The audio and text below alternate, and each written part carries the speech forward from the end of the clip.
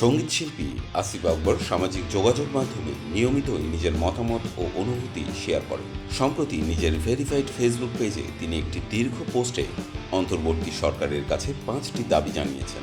সেই পোস্টের মূল অংশগুলোতে তিনি বলেছেন, প্রিয় দর্শক ও ভক্তরা, আমি সম্প্রতি মিডিয়ায় বলেছিলাম যে অন্তর্বর্তী সরকারের 100 দিন পূর্ণ না হওয়া পর্যন্ত আমি কোনো আলোচনা বা সমালোচনা করব না। তবে এখন সেই সৌজন্যতা শেষ এবং এখন থেকে আমি ভালো মন্দ নিয়ে কথা বলবো, পুরনো অভ্যাসে ফিরে আসলাম। শুরু করতে চাই আমার নিজ জেলা কুমিল্লার বিষয়ে কিছু গুরুত্বপূর্ণ প্রশ্ন নিয়ে। আমার প্রশ্নগুলো হলো: 1, এই মৌসুমে বিপিএল ক্রিকেটে কুমিল্লা নেই কেন? এই প্রশ্নের উত্তর 3 নম্বর আসিফ, অর্থাৎ আমার কাছে জানতে চায়। আমিও নিজেও জানতে চাই। আসিফ মাহমুদ, আপনি এই সহজ ব্যাখ্যাটা দিয়ে দিন। 2, কুমিল্লা জেলা ক্রীড়া সংস্থার অ্যাডহক কমিটি এখনো কেন দেওয়া হয়নি? কেন এখনো অনিশ্চয়তা? মূল কমিটি তাহলে কবে হবে? খেলাধুলার এয়ার ক্যালেন্ডার কিভাবে হবে? এদিকে লোকাল খেলাধুলা বন্ধ হয়ে আছে। 3, ঢাকার ফুটবল টিমকে কুমিল্লা স্টেডিয়াম বরাদ্দ দেওয়ার কারণ কি? তারা হোম গ্রাউন্ড বানিয়ে খেলবে আর কুমিল্লার খেলোয়াড়রা থাকবে মাঠের বাইরে।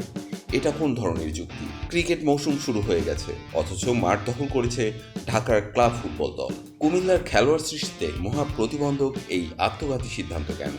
4, পতিত স্বৈরাচার হাসিনা কুমিল্লা বিভাগ নিয়ে কলোরেক্টাল অ্যালার্জিতে ভুগে শেষমেশ দেশ ছেড়ে পালিয়ে যেতে বাধ্য হলো। আপনারা এবার কাইন্ডলি কুমিল্লাবাসীকে জানান, কুমিল্লা বিভাগ বাস্তবায়নে বাধা কোথায়? অগ্রগতি কতদূর? প্লিজ।